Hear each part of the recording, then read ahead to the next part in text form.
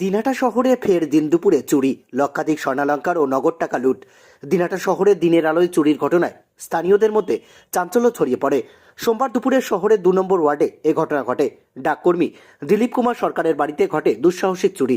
সকালে তিনি কর্মস্থলে যান, তার স্ত্রী আত্মীয়ের বাড়িতে যাওয়ার জন্য বেরিয়ে যান এবং ছেলে প্রাইভেট পড়তে গিয়েছিল। বাড়ি ফাঁকা দেখে দুঃসাহসিক অভিযানের পরিকল্পনা করে দুষ্কৃতীরা। চোরেরা দরজা খুলে ভেতরে প্রবেশ করে ঘরের আলমারি ভেঙে তারা লক্ষাধিক টাকার স্বর্ণের অলংকার ও নগদ টাকা লুট করে নিয়ে দ্রুত পালিয়ে যায়। দিলীপবাবু ছেলে প্রাইভেট থেকে এসে দেখেন তার বাড়িতে চুরির ঘটনা ঘটেছে। সে তার বাবা মাকে, স্থানীয়দের বিষয়টি জানান। খবর পেয়ে ঘটনাস্থলে পৌঁছে যায় দিনহাটা থানার পুলিশ। তবে দিনের বেলায় এমন চুরির ঘটনায় এলাকাবাসীদের মধ্যে উদ্বেগ ও অস্বস্তি দেখা দিয়েছে। অনেকে পুলিশের বাড়তি সতর্কতা ও নিরাপত্তা জোরদারের দাবি জানিয়েছেন। পাশাপাশি পুলিশ প্রশাসনের বিরুদ্ধে ক্ষোভ প্রকাশ করেছেন একাংশ। আমি পোস্ট অফিসে কাজ করি। হ্যাঁ, আমি ঠিক রেগুলার যেমন 10টার সময় যাই, ঠিক আজকেও 10টার সময় গিয়েছি আমি অফিস। তারপরে আমার বউ গেল এই 10:30টার দিকে বলরামপুর, বিকেলে আসার কথা, এই কথা বলে গেল। আর ছেলে গেল 11টার দিকে এখান থেকে টিউশনিতে। ছেলে তালা মেরে চলে গেছে। এবার টিউশনি থেকে এসে দেখে তালাটা এই অবস্থায় ভেঙে পড়ে আছে। তারপর ভেতরে গিয়ে দেখে যে সব কিছু এরকম ভাঙা। তারপর ছেলে বাইরে বেরিয়ে আমাকে ফোন করলো যে বাবা এইরকম অবস্থা, তুমি একটু বাড়িতে আসো। আমি সঙ্গে সঙ্গে আসার পরে দেখি এই অবস্থা। তারপরে লোকজন জড়ো হলো। পরে আমি থানায় গেলাম।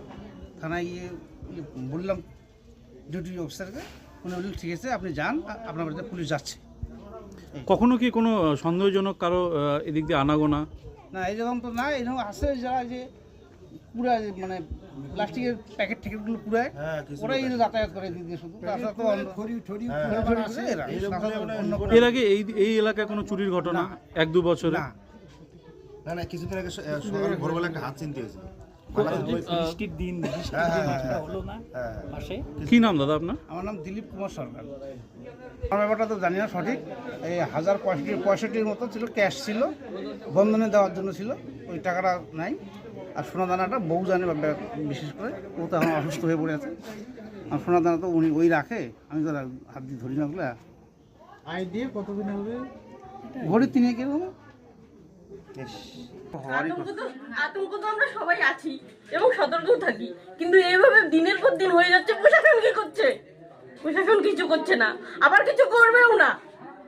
এই যে এত কিছু হয়ে গেল, ক্ষতি তো আমাদের হলো না। এবার দেখবো প্রশাসন কি করে। একের পর এক হয়ে যাচ্ছে, আরো হবে।